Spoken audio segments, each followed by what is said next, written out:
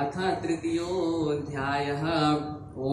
उद्दद्भानुसहस्रकान्तिमरुणक्षौमां शिरोमालिकां रक्तालिप्तपयोधरां जपवटीं विद्यामभीतिं हस्ताब्जैर्दधतीं त्रिनेत्रविलसद्वक्त्रारविन्दस्त्रियं देवीं बद्धहिमां सुरत्नमुकुटां वन्दे रविन्दस्थिताम्। ओम ऋषिरुवाच निहन्यमानं तैत्सैन्यम् अवलोक्य महासुरा सेनानिश्चिक्षुरः कोपाद् यो योद्धुमथाम्बिकां सदेवीं शरवर्षेण ववर्ष समरेश्वरः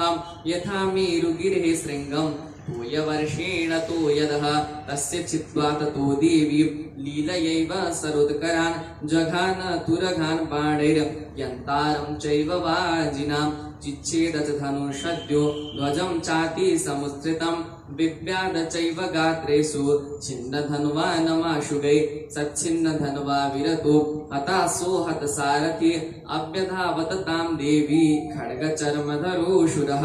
सिंहमाहत्य खड्गेन तीक्ष्णधारेण मूर्धनि आजगान भुजे सभ्ये देवीमप्यतिवेगवान् तस्याः खड्गो भुजं प्राप्य पफाल नृपनन्दनं ततो जग्राह शूलं स कोपादरुणलोचनः चिक्षेपथ ततस्तस्तु भद्रकाल्यं महासुरः ज्वाज्जल्यमानं तेजोभिरविबिम्बमिवाम्बरात् दृष्ट्वा तथा पतच्छूलं देवी शूलममुञ्चतः तच्छूलं सतधातेन नीतं च महासुरः अते तस्मिन् महावीर्ये महिषस्य चमुपतौ आजगाम गजारूढश्चामरस्त्रीदशार्दनः सोऽपि शक्तिं मुमोचाथ देव्यास्तामम्बिकाधृतं हुङ्कार विहतां भूमौ पातयामास निष्प्रभां भग्नां शक्तिं निपतितं दृष्ट्वा क्रोधसमन्वितः चिक्षेप चामरः शूलं बाणैस्तदपि साक्षिणद ततः सिंहः समुत्पत्य गजकुम्भान्तरे स्थितः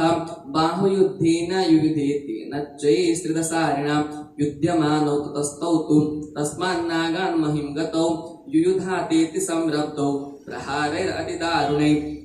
ततो वेगात् खमुत्पत्य निपत्य च मृगारिणा करप्रहारेण शिरश्चामरस्य पृथक् कृतम् उदग्रस्य रणे देव्या शिलावृक्षादिभिर्हतः दन्तमुष्टिस्थलैश्चैव करालश्च निपातितः देवी क्रुद्धा गता पाते चूर्णमास चोद्धतां बाष्कलं हिन्दिपालेन पाणिस्ताम्रं तथान्धकम् उग्रस्य मुग्रवीर्यं च तथैवं च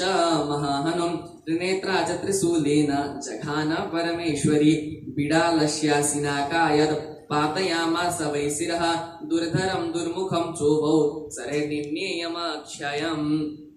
एवं संक्षीयमाणे तु स्वसैन्ये महिषासुरः माहिषेण स्वरूपेण त्रासयामास तान् गणान् कांश्चित् तुण्डप्रहारेण भूरक्षेपैस्तथापरान् लाङ्गूलताडिताश्चान्यान् शृङ्गाभ्यां च विदारितान् वेगेन कांश्चिदपरान् नादेन भ्रमणेन च निःश्वास पवनेनान्यान् पातयामाश भूतले निपात्य प्रमथानीकम् अभ्यधावत शोषुरः सिंहं हन्तुं महादेव्या कोपं चक्रे ततोऽम्बिका सोऽपि कोपान् महावीर्यः भूरक्षुण्णमहीतल शृङ्गाभ्यां पर्वतानुच्चां चिक्षेप जननाद च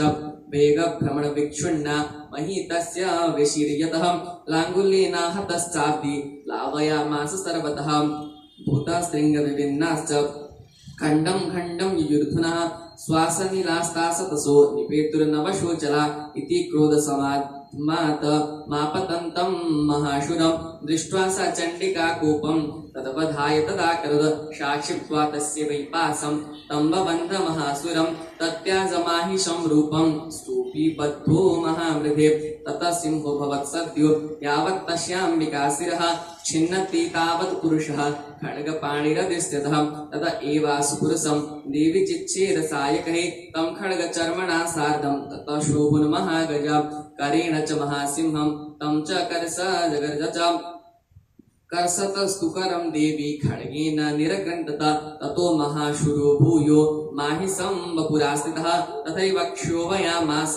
त्रैलोक्यं सचराचरं ततः क्रुद्धा जगन्माता चण्डिका पानमुत्तमं पपहु पुनः पुनश्चैव जहासारुणलोचना ननर्धः चासुरसोऽपि बलवीर्यमदोत्ततः